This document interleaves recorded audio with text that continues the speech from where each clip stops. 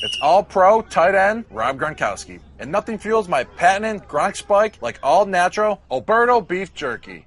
Lean beef, slow-cooked, and seasoned to perfection. It's all natural and all delicious. Don't take a chance with some wimpy snack. Go with protein-packed, all-natural Alberto beef jerky. Alberto beef jerky. You get out what you put in. Refers to Alberto's all-natural line of beef jerkies. Minimally processed, no artificial ingredients.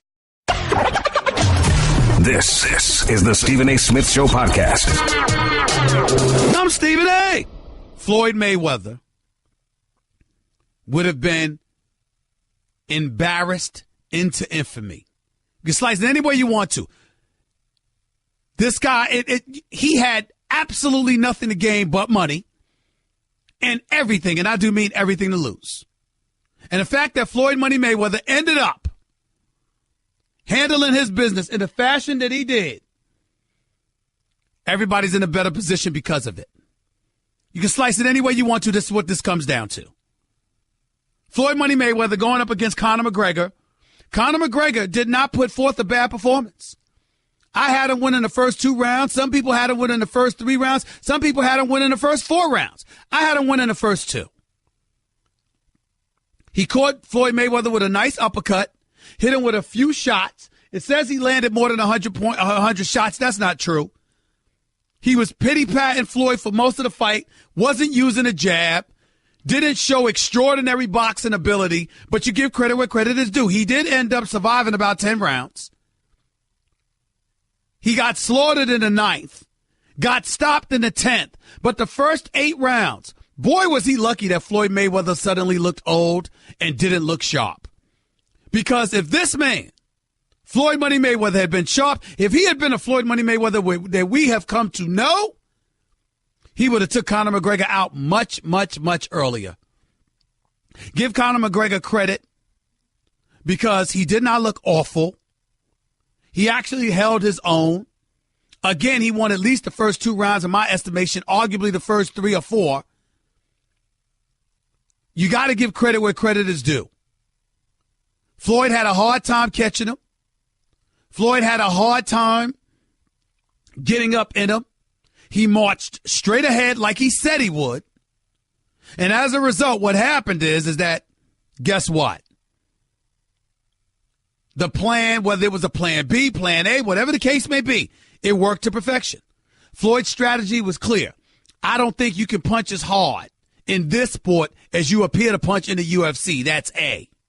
B, I'm going to stick my face and my head in your chest. I'm going to stalk you. I'm going to crowd you, and I'm going to walk you down. Why am I going to do this? Because Conor McGregor, I don't believe that you have the stamina to last this entire fight. I don't think you can stay up for this long. Your legs will eventually give out. The fatigue will eventually kick in. And what I do on a regular basis, as it pertains to going 12 rounds, you've got no shot in hell of pulling off in this sport. And Floyd was right. Conor McGregor looked completely gassed. I had him gassed after the 4th round.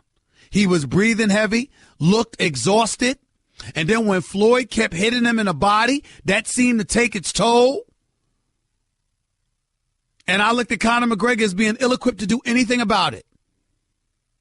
Now, I want to show respect and deference to Conor McGregor from the standpoint that fighting in his first professional boxing match against arguably, well, undisputably, one of the greatest ever. He deserves a lot of credit for that. A lot of credit for that. Because if Conor, but let's be clear about something. If Conor McGregor was going up against Canelo Alvarez, if he was going up against Triple G, if he was going up against Errol Spence Jr., Conor McGregor would have gotten knocked out inside of 3 or 4 rounds. Keith Thurman, throw him into the equation as well. Keith Thurman, Danny Garcia, who was at the fight, Terrence Crawford, guys like that. Had he been going against them, Conor McGregor would have gotten knocked out inside of 3 or 4 rounds. I don't care what anybody says. He wouldn't have lasted. There's no way he would have lasted. There's no way he could have lasted. I don't care. You can slice it any way you want to. It wouldn't have happened. But he ended up doing what he needed to do. And he deserves a lot of credit for that. And in the end, what it comes down to is that you have to give respect where respect is due. Fighting his first professional fight against one of the best ever, he made a good showing for himself. But he couldn't deal with Floyd Money Mayweather when it really, really counted. Conor McGregor had to come down to 153. That might have taken its toll. Floyd Mayweather was a pristine 149.5 pounds. For the fight, Conor McGregor came in about 15 pounds more than Floyd Money Mayweather. Didn't matter. As Mayweather said during Friday's weigh-in, weight don't win fights. That's what he said. And that is where we are. He handled his business. He didn't embarrass the sport by losing to a complete novice who never should have been allowed to be in the ring with them to begin with. And as a result, he can walk into retirement. And make no mistake about it, Floyd Money Mayweather needs to go into retirement. The Floyd Money Mayweather that you saw Friday night, I'm not talking about he would have fought him the same way or anything like that. I'm just talking plainly and purely how he looked Saturday night against Conor McGregor. Floyd would have got knocked out by Canelo Alvarez.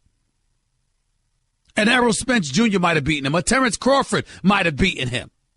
That Floyd Mayweather that was missing those punches, missing one right after another against Conor McGregor, I don't know what he would have done against those other guys. He's always had problems with southpaws too, which Errol Spence is. So that would have been problematic for him, no question about it. But in the end, what it comes down to is that he did enough. By the way, I'm not counting at 50-0. I'm not giving him that. Everybody says, come on, Stephen A. Just have Michael Thompson tell me that. Come on, Stephen A. Get over it. Mad respect for Floyd and what he accomplished. One of the greatest to ever do it. No doubt. But I want to be very clear about where I stand. You do not get to go into the ring against someone who never, ever, ever fought professionally as a boxer before when you're a champion. And that gets to count on your record. Not in my eyes. Because champions don't waste their time with anybody who hasn't earned the right to face them in the ring. Conor McGregor earned the right to face Floyd Money Mayweather because he's a star in the UFC and because he's a marketing whiz. He earned every penny. And for an exhibition, you're damn right. They both deserve their money. They entertained us. I enjoyed myself far more than I thought I would, as well as many others. We didn't get cheated this time. No question. But that doesn't mean you deserve to be 50-0. That doesn't mean that deserves to count as win number 50 as a boxer on a championship resume of a Floyd Money Mayweather. I'm sorry. I'm just not flowing with that. I'm just not. 866-729-ESPN is the number to call up. That's 866-729-3776. We'll talk about the fight. We'll talk about whether you count as 50-0. We'll talk about where McGregor should go from here. I don't think he should fight anymore. We'll also talk about Colin Kaepernick because of the great Jim Brownâ and what he had to say about Kaepernick and what you feel about that. All of that and more. Plus some football news with Edelman being out. What's that going to mean to the Patriots? And some stuff that took place in the National Football League over this past weekend as well. Lots of stuff to get into, and we will definitely do that right here on the Stephen A. Smith Show, ESPN Radio. Want to be a part of the show? Hit Stephen A. up weekdays from 1 to 3 Eastern at 866-729-3776. Daddy, where do babies come from? Honey? Mommy went to the store. Oh, well, you see, there's a mommy and a daddy, right? Right. And see, when they call Geico, they could save a bunch of money on car insurance. Oh, really? And that makes them happy? Yes, that makes them very happy. That's good. Yeah. Well, I'm glad we could have this talk, Sunshine. Geico, because saving 15% or more on car insurance is always a great answer. You're listening to the Stephen A. Smith Show podcast. Stephen A. Smith Show, ESPN Radio, Sirius XM, Channel 80. Let's get to the phones at 866-729-ESPN. That's 866-729-3776. I'm going to go to my next guest, and I'm going to tell him, I'm only going to call him by this name one time. I don't give a damn whether it's his given name or not. He better come up with a nickname or something, because what I'm about to call this dude is the equivalent of what Cedric the Entertainer said during Kings of Comedy when he said he ain't calling no grown damn man delicious. This guy's going to tell me his name is My Love from New Jersey. That is the only time I will say that to a grown man. I'm telling you right now, I'm not doing it again. What's up? Speak up. I respect that, Stephen A. Smith. Before I made my comment on the fight, I didn't know you had some good dance moves. I'm all right, man. I'm no dancer. I just got a little rhythm. That's all. Go ahead. All right. You better have a nickname next time you call up here. I'm telling you, I'm not gonna let you on the line with that name again. Go ahead. All right, I'll come up with one. In the ninth round, do you think the referee got in the way a little bit? Because with McGregor got him in the corner, you think they said that was a low blow? What's your take on that? Well, you got to remember, I thought it was a low blow, but even though it was a low blow and he was going after Floyd did what he was doing throughout the fight. He covered up. And when he covered up, I mean, it wasn't like, he had him staggered to the point where he was defenseless. Floyd had been covering up and coming right at him while covering up the whole fight. So that didn't make a difference to me. No, I didn't think Conor McGregor had him in trouble. All right, thanks. Take it easy. Wendell in Los Angeles, you're live with Stephen A. on ESPN Radio. What's up? Stephen A. First of all, let me prayers to all the people in the Gulf Coast, for what they're enduring right now. Especially in Houston right now. Houston, Texas got it worst, right? Yeah, and then right now. Getting to the Mayweather, you used the right word. It was an exhibition. That's all it was an exhibition. And it was basically a thing where for Mayweather, in the form of public opinion, he could not win because he did what he was supposed to do. He did exactly what he was supposed to do. And for McGregor, there were no losers. He got defeated, but when those checks cleared, they all won. They all won. So, I mean, it is what it is. I hate when we bring that up. I mean, that's like saying the sky is blue. I mean, the fact of the matter is if you get a minimum of $100 million, which is what McGregor's going to get, and Floyd tells me he's going to get over $350 million, of course they won. But that's not why you call up to wait online, to wait to come on the air, because, they all won. We all know that. Talk to me about something with the fight. You said something about that the Nevada Boxing Commission, that fight was sanctioned by the commission. Yes. So it should stand in the records. I disagree. Go ahead. Okay, and also now getting to Jim Brown about the desecration of the anthem, I see fans in the stand do more desecration of the national anthem by digging in there wherever, scratching and talking during the national anthem than Colin Kaepernick would ever do. Well, that's what, but he's talking about Colin Kaepernick. He's not talking about the fans. I understand. I fully understand that. But I mean, but I don't call it desecration myself either. I agree with you on that. No, I don't think he did. I think that Jim Brown's got it all mixed up. And for those who don't know what you're talking about, Jim Brown, and I'll read the quote to you when we come out of break, but Jim Brown essentially said that he would never desecrate the flag and he would never, disrespect our nation. I'll quote him accurately when I get the exact quote to put in front of me. But he was talking about how Colin Kaepernick needed to do something different. He needs to decide whether or not he wants to be an activist or a football player, et cetera, et cetera, et cetera. My position with Jim Brown on this particular issue is I don't agree with him because I don't believe that Colin Kaepernick desecrated the flag any more than I believe that he insulted our American soldiers, our servicemen and women who's represented our nation. He took a position of speaking out against racial inequality and prejudice, along with brutality on the part of police officers. And he was challenging America to live up to what it says it is as a gorgeous mosaic that is the United States of America. My issue with Colin Kaepernick is that he announced to the world that he didn't vote.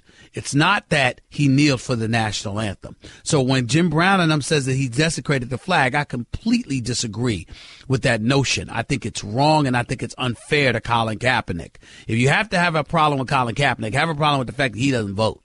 That's what you have a problem with, particularly if you're Jim Brown. But that's me. Voting Rights Act after only a little over 50 years. Well, first of all, you were trying to talk while I was talking. So when you came back on the line, nobody heard the point that you said. All we heard was Voting Rights Act. What did you say before Voting Rights Act?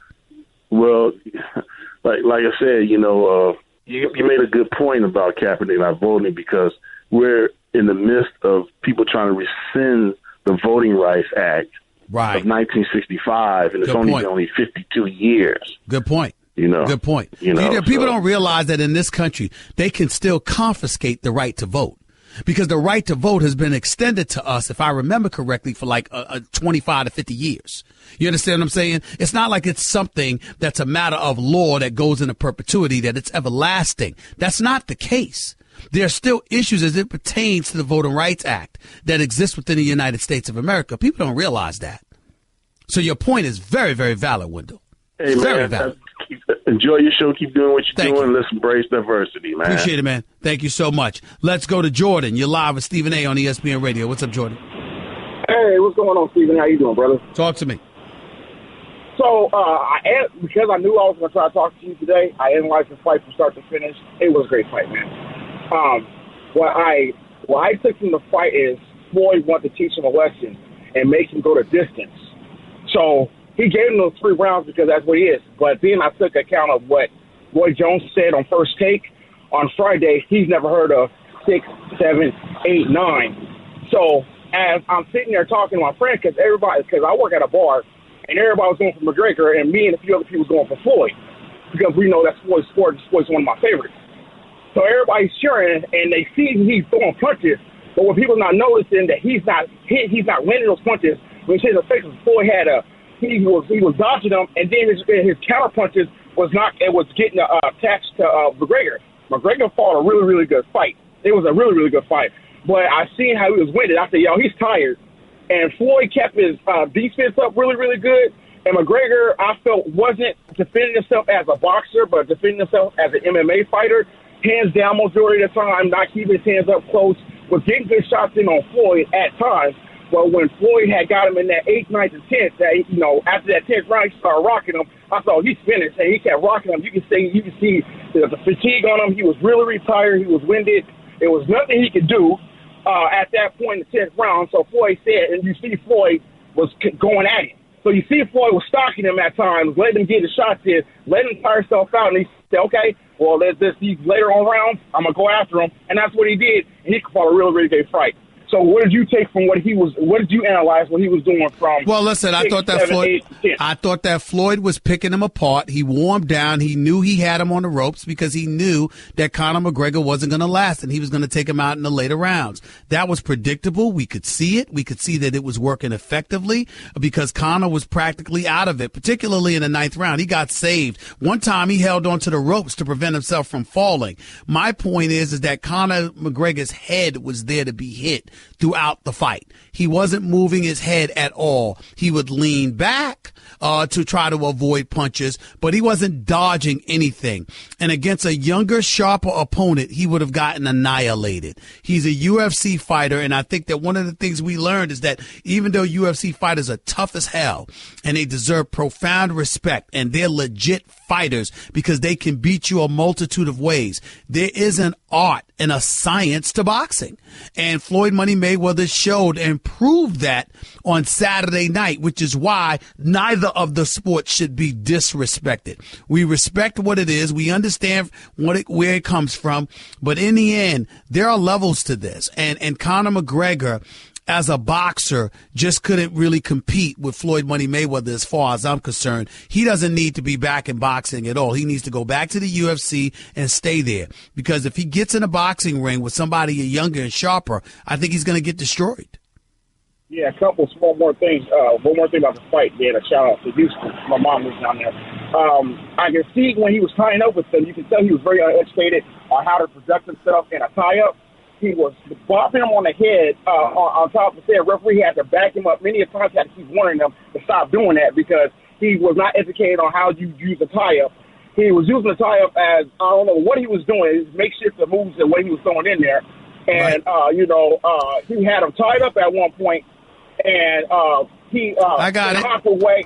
And Floyd was trying to get out of it, and he's like, okay, and then it came into this play. You dissecting it a little. You dissecting it a little bit too much, bro. And far more experts, far more knowledgeable and in depth and close to it than you have already broken it down for radio purposes. I don't need you to do that. I got it. But in the end, what it comes down to is that Floyd should retire and Conor McGregor should go back to the UFC. It's just that simple. It was an exhibition. It was nothing more. This is not a 50-0 elite boxing match that Floyd Mayweather ultimately registered. I'm sorry, I'm not giving him that. that. Guess what? You're in the middle of the Stephen A. Smith Show podcast. Damn it, I mean it! Oh, 33 minutes past hour number one. Back here on the Stephen A. Smith Show, ESPN Radio. That's 98.7 FM New York, 710 ESPN on LA, and, of course, nationwide over the airwaves of ESPN Radio, Sirius XM Channel 80. Back to the phones we go. Let's go to Chris in LA. You're live with Stephen A. Talk to me. Hey, Stephen A. Good afternoon. Quick thing, man. Quick question. Did you get a chance to cross paths with your old partner in crime and Skip Bayless while you were in Vegas? No, I did not. You did not? Okay, so you don't know the prediction that your man Skip had before the fight and what he said after the fight? No, nor do I care. He's at the other network. I'm here. Oh, okay. Oh, I apologize. Okay, I just thought maybe you guys still, chat. No, we're still boys. We will always be brothers from another mother. That's my man. But he does him. Right. I do me. All right, understandable. So just real quick, I just want to throw out there something he said. Tell me what your take is on this. Your man Skip says that Floyd, for a long time, he was being outboxed by Conor McGregor, and he was in trouble early in the 9th round. What is your take when Skip says that? I disagree. Totally. I disagree 1,000. What else is new? Go ahead. I just thought maybe you knew already, but you didn't. No, I don't pay attention to that. I'm more focused on what my man Max Kellerman says. He's my partner in crime now, not Skip Bayless. So I'm more focused on what he says and what he brings to the table. First Take, we're doing our thing. We will continue to do our thing. I wish nothing but the best for my buddy, who will always be my brother. But he's doing him, and I'm doing me. Okay, absolutely. I apologize. I wasn't trying to get into all that. I just thought it was funny because I remember you must joke around with the whole Mountain Dew with it being spiked and all that with Skip. That's the first thing that came to mind when I watched him this morning on Undisputed. I was like, man, Stephen A. might be right. He might be spiked this morning. I got it. Might be spiked. I appreciate it, man. Thanks for the call. Let's go to Jay. You're live with Stephen A. on ESPN Radio. What's up, man? Hey, how's it going, Stephen A.? I'm all right. Love the show. I got a couple of quick points now. I really think Mayweather took it easy on it, because he could have used his normal fighting style, and the guy wouldn't have touched him. They saying he hit him 100 and some times, and they saying that, that's more than Pacquiao. Well, they're counting the times that Conor McGregor led with his right and just tapped down Floyd's gloves. That's what they're counting as hits, evidently, because he damn sure didn't hit Floyd 100 times. That I can tell. Okay, well, let me say this then. Well, what do you think about if he would have used his normal fighting style? Well, we know it's born, the shoulder roll where he have his head kind of back and all that. Would he even got those many punches, or would it have probably maybe ended sooner, or would it went longer? I think Floyd. I think no, he did not look good at all, sir. Not at all. Not compared to what we're accustomed to seeing Floyd look like. Floyd is very, very smart. He's getting out the game at the right time, because the way he looked Saturday night, he would not have beaten any of these young boxers. I'm telling you that right now. He was missing. I mean, Conor McGregor would have been out 4 rounds earlier if Floyd Mayweather were connecting on half those punches. Yeah. He'd have been out 4 rounds earlier. Well, another thing I would just say, I think that's why I really think he did it for the fans, because he came at him. He was, like you said, he was almost stalking him, walking around the ring following him. But last little point I wanted to make was McGregor. Do you think he would go back to the UFC and fight again? He's definitely going to go back. He definitely is going to go back. He announced that he would be going back. But I will say this. I don't think the question about McGregor is whether or not he'll go back to the UFC. I think the question about him is whether or not you believe he's going to be as good. Because where's the urgency now? Yeah, he was getting $3 to $5 million. About $3 million was his largest payday. He's going to make a minimum of $30 million for this fight, or he made a minimum of $30 million for this fight. And when you take into account pay-per-view sales, Conor McGregor is going to make over $100 million for this one fight. I mean, just think about that for a second there. So when I look at it from that perspective, what comes to my mind and what it makes me say is, you know what? Wow. I got to look at it for what it is and just say, is he going to be as hungry? That's the question. Because in a pugilistic sport, man, when you got these guys that are coming from rags in pursuit of riches, they're willing to do anything. They're willing to put themselves through anything just to get to that point. And the worst thing that could happen to them is comfortability and affluence. When you live that kind of life and you've got something to lose, your heart usually leaves because it's just not worth it. Mayweather was an exception. Conor might be an exception along with a few others throughout history. But for the most part, those who capture affluence and riches and wealth and have something to lose, it usually reflects in their performances because they're not going to go all out because they don't have to any longer. Their primary obligation is to depart healthy as opposed to winning, and I think that's the difference. Okay, well, at $3 million a fight, that's like 30 fights to make $100 million, you know. So yeah, I can't see him being hungry, you know, or whatever, no more to even want to go and get beat like that for $3 million, you know. That's so fair, that's but you know, Floyd. Say, but you know, Floyd has fought for many years, despite having made hundreds of millions of dollars. It didn't stop him from going into the ring and handling his business. So maybe that'll be the same for Conor. Okay, well, thanks, man. Love the show. Keep doing what you're doing. You're the only reason next year I'm getting my money. Thanks a lot, bro. Appreciate you, man. Let's go to Ryan in Ohio. You're live with Stephen A. Talk to me, Ryan. What's up? What's up, Steve? Going on, bro. You live on the air. Go ahead. Hey, big shout out to you, man. Hey, I got a couple things I just want to talk about real quick. You know, being here in Ohio, man, we're about like 30 minutes north of Cincinnati. So I gotta ask you about Vontaze. But first, let's get on the fight. I did watch the fight round for round, man. I think it was a good fight on behalf of McGregor. I think a lot of people thought McGregor might wild out and wasn't going to be able to take the pressure and might, you know, resort to a kick or a takedown or something. And I got to give him his credit, man. He did stand up. He went straight from the shoulders, man.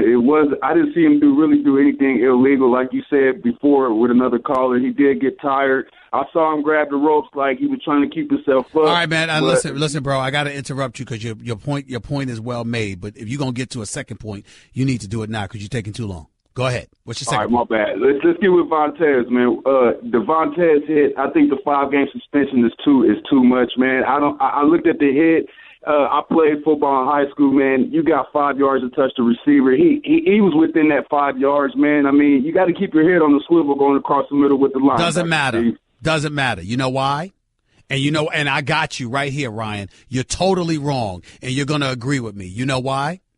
Because the NFL has warned him time and time again, and they've implemented rules and regulations, and it's not the way football used to be because of their focus on safety. Every off season, some new rule is implemented, and not only do they go team to team to talk about it, they emphasize talking to Vontaze Burfict, who's received over $800,000 in fines in his career, and you still go out and do it. Now, we ain't talking about you, Ryan. We ain't talking about you, you know, because you might know better. And even though you might feel like the rules are the rules and you got to keep your head on a swivel and football is football, if $800,000 was taken out of your pocket and you knew the next transgression could cost you just as much due to one more penalty, how much you want to make a bet, Ryan, you'd fly straight even though you didn't like the rule? Yeah, I agree with you, man. That's the point. But see, that's the biggest point. I'm not saying, what I'm saying to you is you're right in theory in what you're saying, Ryan. Just don't use Vontaze Burfict to make that case because that man continues to put himself in these positions. That's the problem. They didn't throw a flag on that play, though, you know?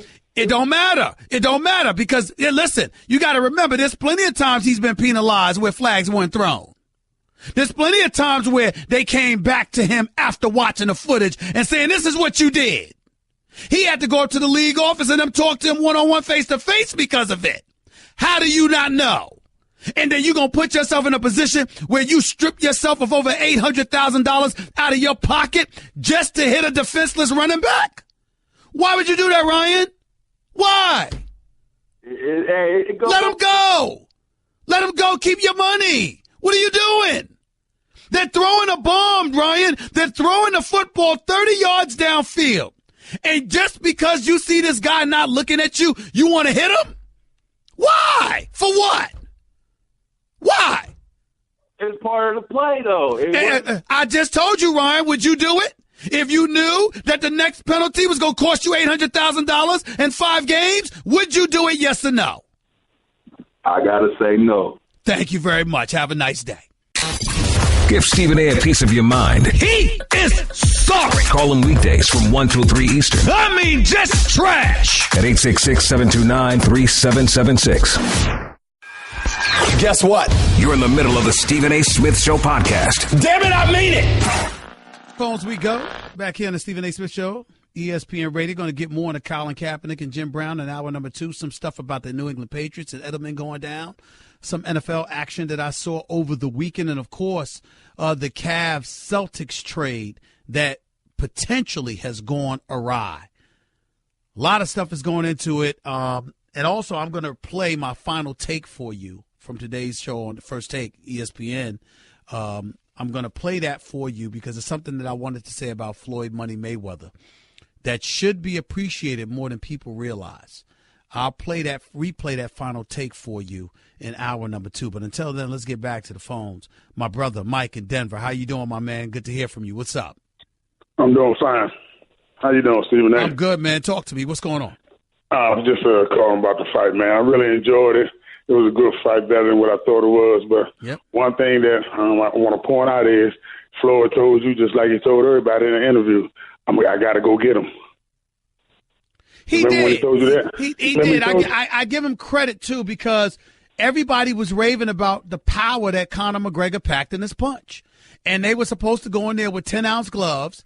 And then Conor wanted it down to 8, and Floyd agreed, and they got the Nevada State Athletic Commission to capitulate. You're usually not supposed to fight with less than 10-ounce gloves at 154 pounds or above. And they got him to reduce it to 8-ounce gloves.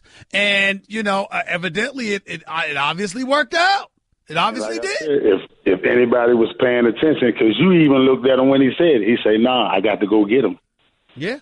Yeah, and I didn't believe it. I didn't believe it. Everybody thought it was a ploy. Yeah, everybody thought it was a right decoy.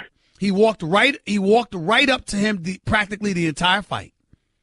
That was the reason why they talking about the 111 punches, but that was the hit on the arms and all that. That's right. Floyd would have fought his normal fight. He would have never touched him, but Floyd showed a lot of courage, man, when he took that shot from him and went back to the corner and said, "Man, I got him now." You know what I mean?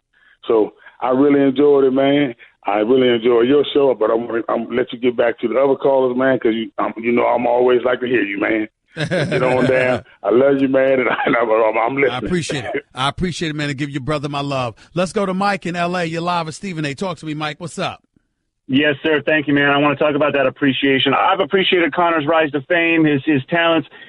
What I'm wondering about today is his corner, John Kavanaugh, win or learn. I think or is a trouble here. Win and learn. Conor won those early rounds. I'm not sure that they were paying attention. I don't know. I just wonder what you think about what are you trying to say? What are you trying to say? I don't understand. Maybe they didn't make an adjustment they needed to make. I mean, Floyd didn't throw but, one punch in the first round, 3 or 4 in the second round. You got to recognize that you're getting led into deep waters. All I heard from their corner was full recovery. They got ice bags on Conor's chest, on his back. You look in Floyd's corner, he hasn't taken a deep breath in 15 minutes. No. I realize that, and that was a strategy on the part of Floyd. What I'm saying to you is this. How do you – I mean, that doesn't take away from the fact that Mayweather lost those first 2 rounds. He was strategizing, but he still lost them. That's right, and I'm wondering if they didn't recognize they were getting pulled out to deep water and take a look at their strategy and say, hey, look, Conor's hitting him, but it doesn't look like it's imparting any damage. Do we want to take a really, really bold move, use this information we're getting, and kind of ride this out into 6, 7, 8, 9 with a little more energy? I mean, they spent their load. Everybody seems to agree on that. I just wonder if there was any discussion on, let's put the pressure on him to come at us. He's got a big ego. He's promised he's going to take the fight to us. He's not doing it, so what are we going to do with that information? Maybe it's overconfidence on their part. Maybe they thought Conor was going to get at him, and it was going to work. I didn't see that, and I'm a Conor appreciator. I just didn't see it, and I'm wondering why they didn't see that, or if they were just dead set on their plan. I don't know. Well, listen. I think that Conor, they were dead set on their plan, and like Conor said, he was very, very honest. He said, look, the guy came right at me and put his head in my chest, and he said, I didn't expect that. He didn't see that coming. He assumed that Floyd Money Mayweather would try to counter, that he'd be on the outside looking at how to get in. He didn't think that Floyd would walk right to him the way that he did and keep him backing up, keep him moving. Because you don't just stand there, okay, and try. You're not a Conor McGregor. You're not trying to fight on the inside like that. That's not where Conor McGregor's strength lies. And as a result, I think that's what shocked him, Mike. That's what I think got him. I think you're right too. I appreciate your insight. I think I'll add one more thing, and I like Conor for this too. He said what he didn't realize is that he was going to spend so much energy, and the result was going to be he was going to have Floyd's back, and that was very telling. He's got Floyd's back, and in an MMA fight, he's going to know what to do from there. But he spent all this energy getting at Floyd, and Floyd, for whatever reason, I haven't seen all his fights, but he gave him that back, and it's like, and even I think it was Jim Lampley got all fired up at one point in the fight, saying that's illegal, that's illegal. It wasn't Jim Lampley, but I get what you're saying, and I understand. I appreciate the call. Thank you so much. Listen, the bottom line is Floyd threw him off because Floyd was doing things he hadn't seen before. Watching tape, watching Floyd, he didn't know. Got completely thrown off. But again, that's Floyd, the computer, the magician in the ring, executing yet again.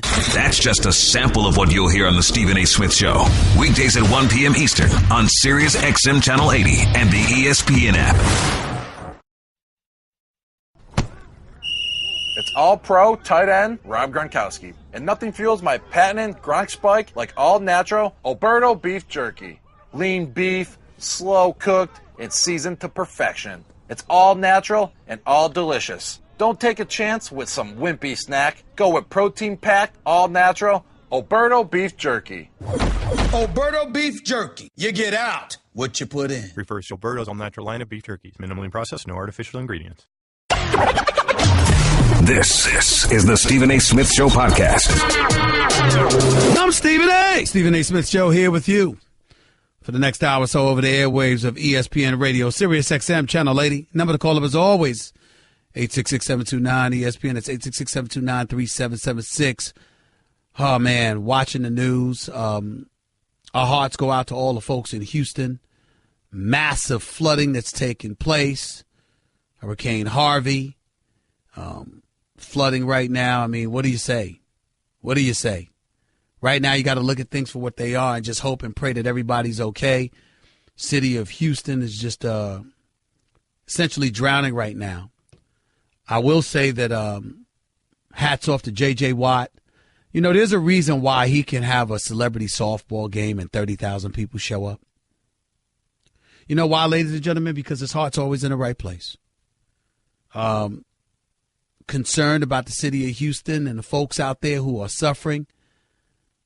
He's looking at things for what it is and doing his part to help folks in need. Talks about the strength, the intestinal fortitude that'll be required to uplift the city of Houston and beyond. That's why J.J. Watt's a special guy. And we just wish him nothing but the best.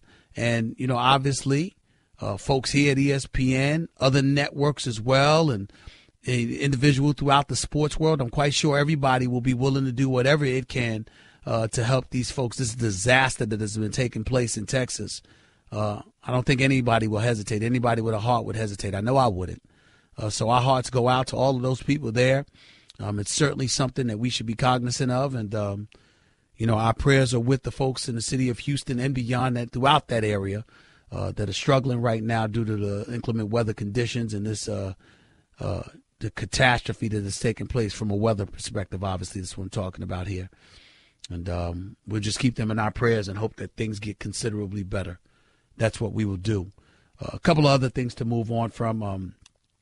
Speaking of an NFL player like J.J. Watt, let's transition to Julian Edelman. He got hurt, apparently, reportedly, torn ACL. He's going to be out. Listen, New England Patriots got Brandon Cooks in the offseason from the Saints. They still got this guy, Chris Hogan. Malcolm Mitchell had a breakout year last season. You still got Denny Amendola.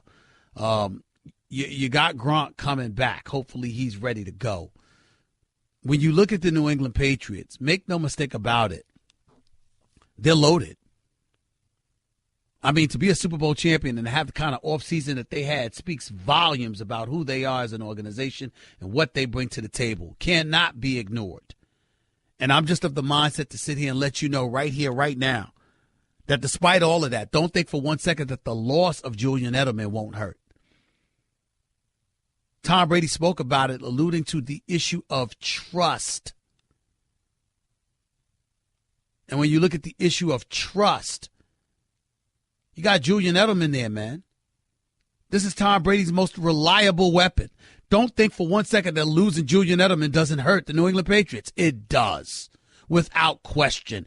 Absolutely. Don't you doubt it. 866-729-ESPN is the number to call. 866-729-3776. That's just one of the elements that we couldn't ignore. I mean, when you talk about Julian Edelman, you got to look at it this way. 1,106 yards last season.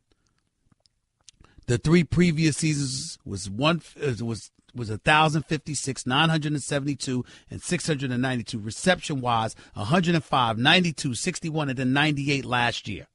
I don't care what anybody say. Losing Julian Edelman is a loss. You can slice it any way you want. Losing him is a loss. I don't care how loaded they are. Another football player I want to get into, can't help but get into, is Colin Kaepernick. He was in the news again, this time because of Jim Brownâ, who says, I don't desecrate my flag. That's what Jim Brownâ said. He goes on. He says Colin has to make up his mind whether he's truly an activist or he's a football player. If you're trying to be both, football is commercial. You have owners, you have fans, and you want to honor that if you're making that kind of money. That's what he said. He also went on to say, I'm going to give you the real deal. I'm an American. I don't desecrate my flag and my national anthem. I'm not going to do anything against the flag and national anthem. I'm going to work within those situations. But this is my country, and I'll work out the problems, but I'll do it in an intelligent manner. If you have a cause, I think you should organize it, present it in a manner where it's not only you standing or sitting on one knee, but a lot of people that are going to get behind each other and do something about it. I ask you one question. Who is Colin calling on to follow what he's talking about? That's what Jim Brownâ had to say. My response is the same as it was in hour number 1. I think Jim Brownâ is wrong in terms of alluding to desecrating the flag. Colin Kaepernick was not desecrating the flag. Colin Kaepernick took a position. He went down on one knee, exercising his individual and constitutional rights under the United States of America as a citizen. His protest was peaceful. It did not inhibit anybody from watching the game of football or playing the game of football or coming to witness watching the game of football being played. It did none of those things. He took an individual position of kneeling during the national anthem because he wanted to bring attention to racial injustice and prejudice and inequality, along with brutality on the part of some police officers. That's what Colin Kaepernick was doing. He was not desecrating the flag. He was not insulting the men and women who served in our armed forces. He was doing no such thing. He was reminding America of the rights and the privileges under which it stands and saying you're not living up to it and challenging them to do better. That's what he was doing. That's what he was doing. And if that's what anybody is saying, if that's what anybody is feeling, if that's what anybody is thinking, you're wrong. And that definitely needs to be said.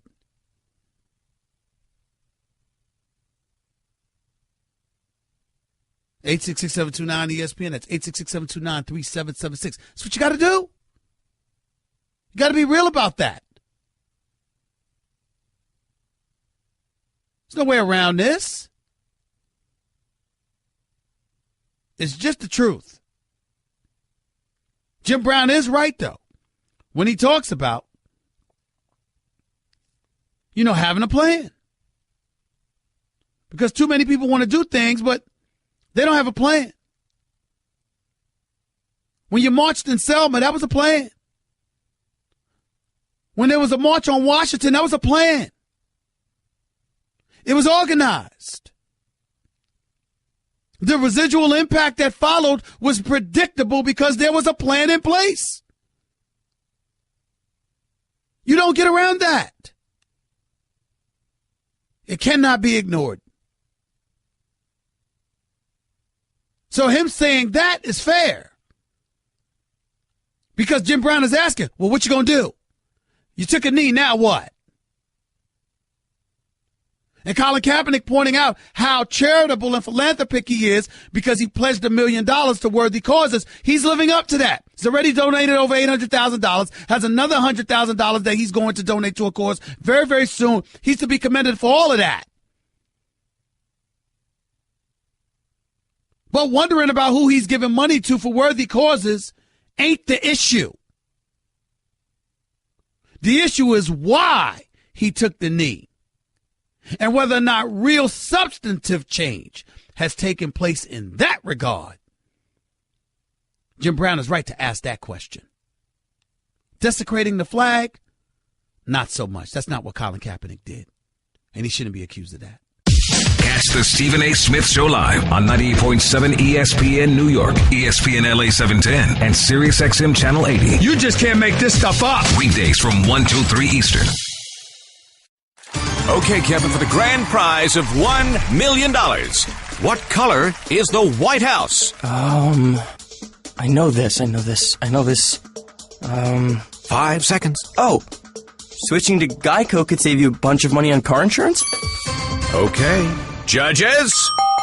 That's true, Kevin. They'll allow it. Congratulations. You're a winner. Woo! Geico, because saving 15% or more on car insurance is always a great answer. You're listening to the Stephen A. Smith Show podcast. Tris, in Brooklyn, you're live with Stephen A. Go ahead. Hello? Hello? Demetrius, are you there? Yes, I'm here. Demetrius is here. Yes. How you doing? I'm all right. Go ahead. All right.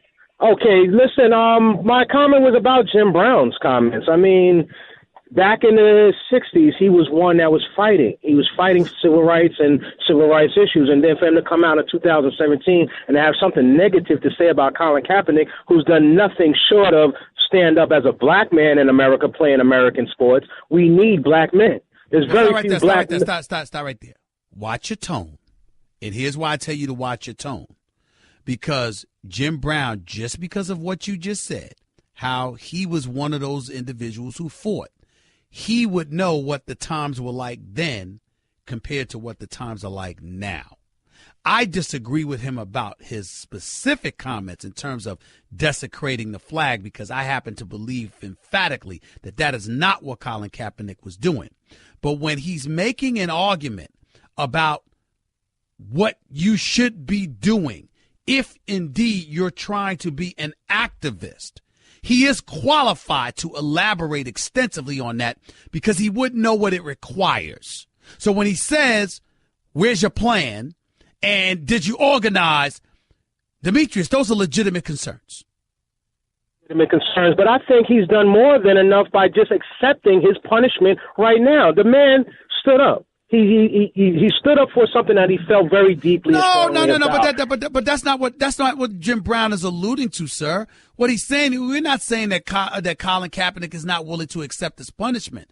What he's saying is that if you were kneeling, why were you kneeling? What was the goal? And where's the end game? We don't ask ourselves that question enough.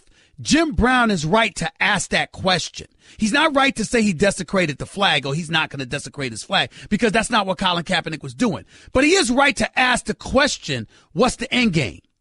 Now answer that question, Demetrius. What is the end game if you're Colin Kaepernick? And do you believe that has been accomplished? I believe the end game is for more players to stand up. If the players don't stand up and stand as one, we will never be respected as one in this country. And I think that's what the end game is. I mean, he got a couple of players to – it was a pleasure. Have a good day.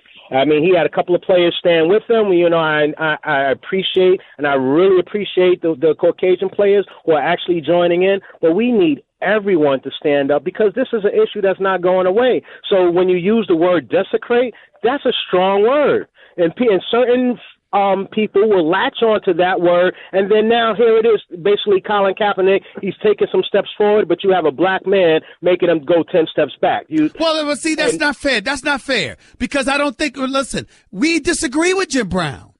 I don't think he's taking, so we're going to stand 10 steps back. See, that's our problem. I believe that's our problem as a community. The fact is Jim Brownâ, as an activist himself, believes that Colin Kaepernick didn't have a plan.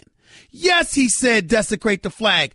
I disagree with him. You disagree with him. I think most people would disagree with that statement. Colin Kaepernick's not taking 10 steps back because Jim Brown expressed that opinion. And I think on far too many occasions, we are of this mindset that we have to be monolithic in our thinking. Black folks come in all shapes and sizes, man. Just because Jim Brown said that doesn't mean we take 10 steps back. We can respectfully disagree with somebody like Jim Brown, who has been an activist on behalf of the black community. You think I agree with him going to Trump and coming out them damn golden elevators? Hell no. That took us more steps back than him saying what he said about Colin Kaepernick, but I don't recall us being 10 steps back. So why do we feel the need to overreact just because we disagree with his position? How come we just can't disagree with his position without thinking he takes us 10 steps back, Demetrius? I respect that, Stephen A., 100%. But when is that time going to come as we, as men of color in this country, that we still have a long way to go? When can we stand up and provide a united front? That's my point. But here's my point to you. Who's to say we're not united? Because you might disagree with how Colin Kaepernick did something. You can't disagree with his message. I never once heard Jim Brown say, I disagree Colin Kaepernick's message about racial inequality in this country. I never once heard Jim Brown say, I disagree with him about the issue of brutality on the part of police officers. He might have disagreed with the particular protest. In other words, how you decided to address it, but he didn't disagree with the message. And if he didn't disagree with the message, how are we divided? You have a strong point. I have to give you that, Stephen A. But also, of one point that you keep on making about the voting situation, our common vote means nothing in this country. We know that. We know that. I disagree with you. You know why I disagree with you? Because let me tell you something right now. 2 million less black people showed up to vote for Hillary Clinton that voted up to vote for Barack Obama. Had those same people listened to our 44th president, Barack Obama, and don't boo, vote, and they went out and they had voted, Hillary Clinton, even though she already won the popular vote, had those 2 million people spread throughout Ohio and Pennsylvania and Michigan and all of that, had they gone out to vote, she would have won the Electoral College vote. She'd have been the president of the United States, and we wouldn't be talking about the issues we're talking about. So that's not correct. That is absolutely positively incorrect. And oh, by the way, the Electoral College votes, Demetrius, only is applicable to presidential elections. Don't have nothing to do with the Senate. Don't have nothing to do with congressmen. Don't have anything to do with the gubernatorial races. Don't have anything to do with the mayoral races. Don't have anything to do with the city council, the attorney generals, the prosecutors, the state attorney generals, that is, the prosecutors, et cetera, et cetera. There are many ways in which to impact this country with the vote beyond the presidential election. Stop saying that our votes don't count. They absolutely positively do, and history has proven that.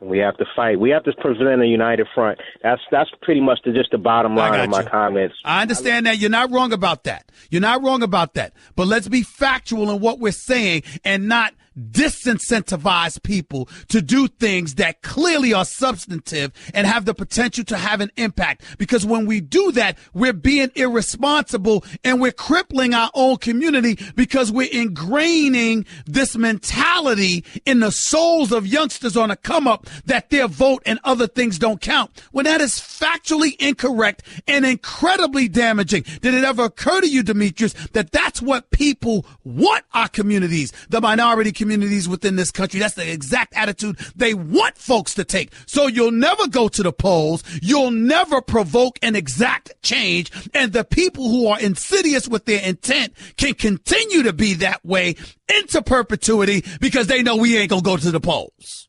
Thank you. Yes, you are so right. They'll keep up with the nefarious ways. Thanks a lot, man. Well, nefarious is more wicked than anything else, and I'm not wicked. Just wanted to be honest with that. You know, innocuous is harmless. Nefarious is wicked. Just so you know, not trying to pull out the Webster's Dictionary on you or anything. Just being factual. What is that? France and Long Beach? Alive with Stephen A. What's up? Frankie, you always get me missing with France and Freddie. It's Frankie from Long Beach. Freddie, anyway, okay. Oh, it says Frankie. It says Frankie. I'm sorry. It says Frankie. I didn't have my glasses on. It says Frankie, but go ahead. Yeah. You see, I like the last conversation. The last call. That was good, man. You taking me back. You were very sharp, man, and I appreciate that. And now I'm going to the Floyd Mayweather thing, though. Yep. Floyd, man, I think he gave America a gift, man, for his, like, his boxing and his career for his boxing. And when he told America about how McGregor, like, came short in advertising for the fight and promoting the fight, he meant well in a way where he was talking about how McGregor should have promoted his ways in the UFC where he fight at, like Mayweather was promoting boxing, and it would have been a bigger game and a better thing. That's what Mayweather was talking about. And Mayweather did what Ali did, and America didn't recognize it. So I told my homeboy, the first 3 rounds was a rope-a-dope. That's all. Like Ali had a big fighter with Foreman. You know, this guy weighed Mayweather by maybe 10, 15 pounds. And Mayweather put the rope-a-dope on him, put him around, let him punch himself out, and then did what Mayweather do. I'm clear with that, Steve. I appreciate it, man. Guess what? You're in the middle of the Stephen A. Smith Show podcast. Damn it, I mean it! Hey, listen. You know, one of the things that you got to talk about with Floyd is legacy. Wasn't a knockout artist. You know, history with domestic violence. None of this stuff can be escaped. But there's something that hasn't been talked about with him that I think needs to be talked about. And that's why I decided to dedicate my final take today on First Take to that very, very subject. Listen in to my final take from today on ESPN on First Take on Floyd Money Mayweather. Listen up. Beyond the glitz and glamour, the flossing, the pomp and circumstances surrounding everything that culminated in Saturday night's Mayweather versus McGregor fight, there were a few sightings that were relatively low-key in comparison, but more significant than many may realize. At the weigh-in, there was a 2-time NBA champion, Draymond Green, and star guard Paul George. On fight night, of course, there was LeBron James, James Harden, Isaiah Thomas, and a few others. And none of them were there just to pay homage to Mayweather, the fighter. It's the businessman in Mayweather they actually love even more. As the sun clearly set on the boxing career of Mayweather, many can reflect on a lot of things about the man. He wasn't a Mike Tyson-like knockout artist, or even Tommy the Hitman Hearns. To many, he wasn't even Sugar Ray Leonard. He certainly can't be confused with Muhammad Ali or any other fighter who's ever been socially conscious. No doubt he was guilty of domestic violence, as our very own The Undefeated accurately pointed out. He definitely had his share of boring fights that didn't give the people what they actually wanted to see. But that ain't the legacy these athletes are paying attention to. What they're paying attention to instead is the $1 billion plus Mayweather has earned in his career. How box office he made himself. How he's been his own boss, answerable to no commissioner, no owner, no GMs, and barely even the fans for the last decade in achieving unprecedented wealth, fame, and control of his own name, his own brand. And how despite strenuous efforts by so many to bring him down, they simply weren't able to do it. You want to see an athlete drool? The idolized displaying deference and respect? Watch as these athletes marvel at Mayweather. He talks to them, implores them, encourages them, teaches them, knowing that for all the ways in which they understandably want to be nothing like him, they'd give anything to be him right now. They don't care whether you view Mayweather as 49-0 or 50-0. They don't lament whether McGregor was a real opponent or not. They salivate instead over the reality of Mayweather's greatness as a marketer, how he turned pariah status into billions, how somehow, some way, he got folks to make him rich beyond measure, knowing they hated doing so along the way, yet simply couldn't help themselves. That's where the true champion in Mayweather lies. It's why we should understand if they're saying right now, boy, I wish I could make money like him, even if they're saying it today. And that's what it comes down to, ladies and gentlemen. When you look at these marquee athletes and you look at the advent of social media, why the hell you think LeBron James, saddled with over 37 million Twitter followers and Lord knows how many on Instagram and Facebook, why do you think he sits around and takes a photo of himself at every turn, or videos of himself, whatever the case may be? He was in attendance for the fight Saturday night. Why do you think all of these other guys do the same? They desperately want to control their own brand, their own image, their own voice. They don't want to be answerable to anybody. They want independence, not just in terms of wealth, but everything else in between. And Mayweather has it. He doesn't have to answer to anybody. That's the dream come true for every American, white, black, or otherwise. Think about it. You wake up every day. Think about if you woke up today, you didn't have a boss. And I had pretty damn good bosses, but I swear I wish I was my own at all times. Some people are more fortunate than others to pull that off. But they're very, very few in this day and age in this world. Mayweather did it. That's why these players gravitate to him. That's why they listen to him. That's why they go visit him. That's why you see him at games. That's why they talk to him. Because he's done what almost none of them have been able to do. That's why you got to give him credit where credit is due. Plain and simple. Brian in Staten Island, you're live with Stephen A. What's up? Hey, what's going on, Steve? Just want a little comment on the fight. The biggest part I felt in the fight was McGregor would land a punch and then watch his follow-up punch. It was like a little pit-a-pat. I think he was more afraid of the counter-punch from Floyd and never got anything going because of it. Could have been the case. Well, you know what that would mean, though, right? That would mean that he was feeling Floyd's punches more than he let on.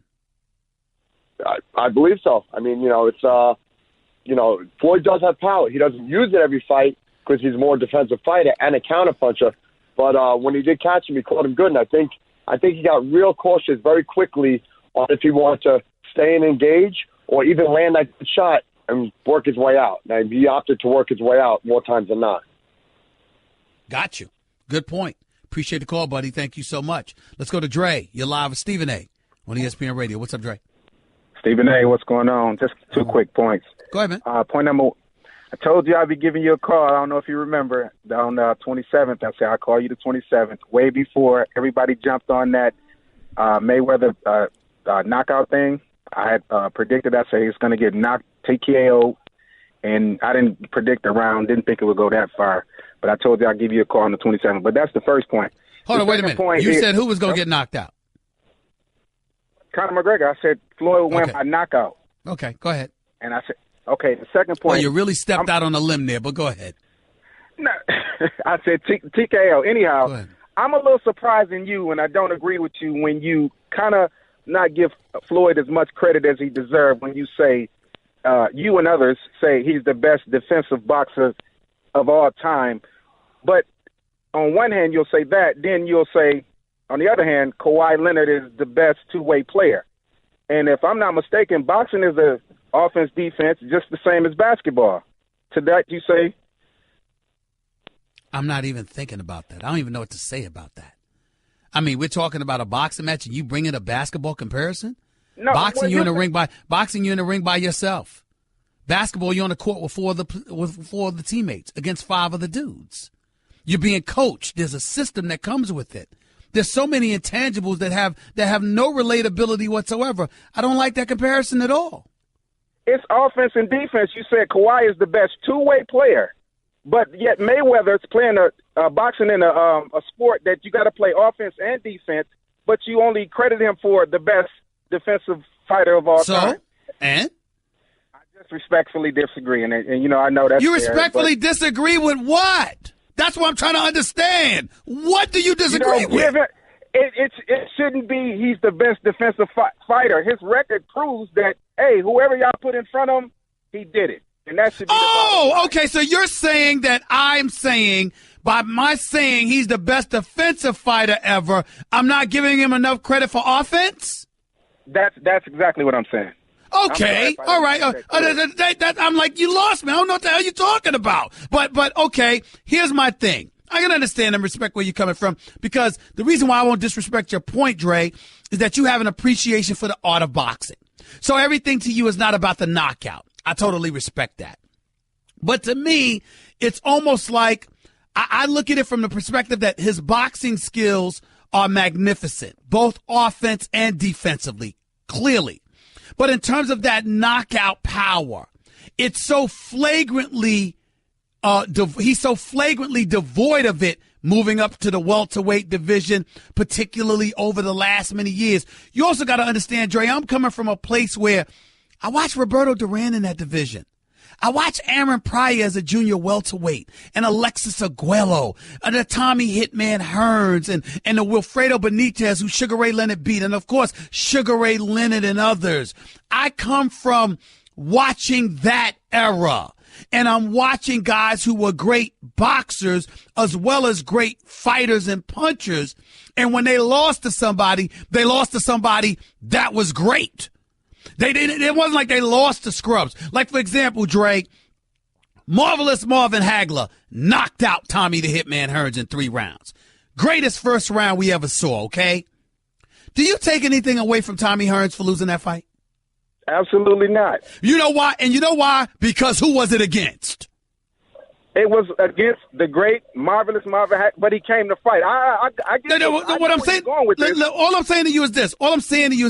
I respect your position. Respect mine. I'm looking at it from the perspective that even when they lost, it was greatness that was there against them.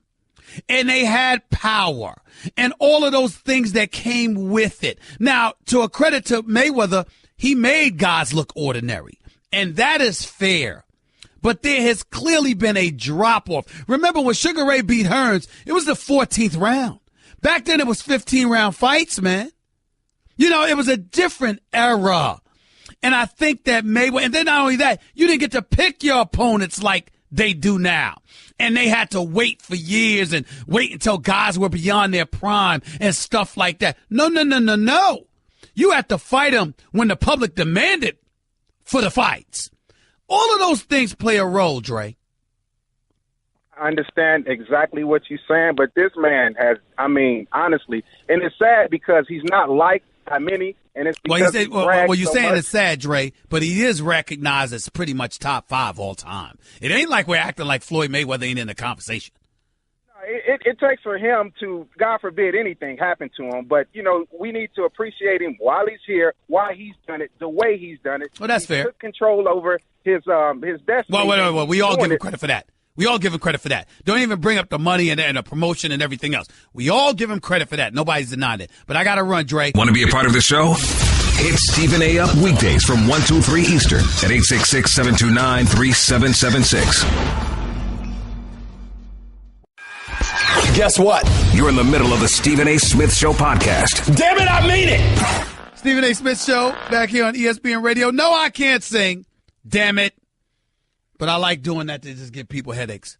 People are saying I can dance. Some people are saying I can't because I danced with the Jabberwockies on First Take last week. Me and Teddy Atlas got into it Saturday night. It was a fun week in Vegas. I had a ball.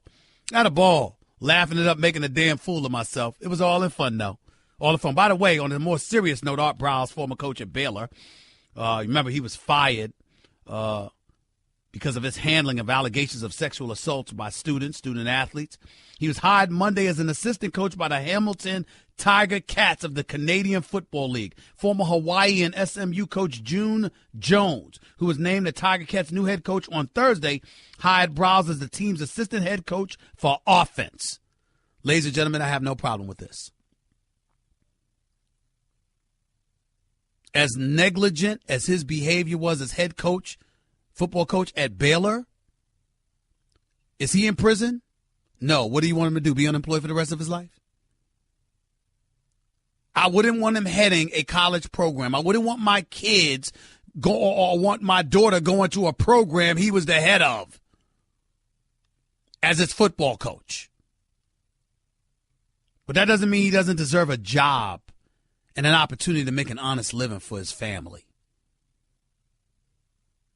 I have no problem with him getting a job. He just doesn't need to be a head coach on a collegiate level anymore. Back to the phones we go before we get on out of here. Let's make it quick. Marty and Cali, you're live with Stephen A. Go ahead. What's up, Stephen? Love you, man. Thanks, bro. How's Go the family? Everybody's all right. Go ahead.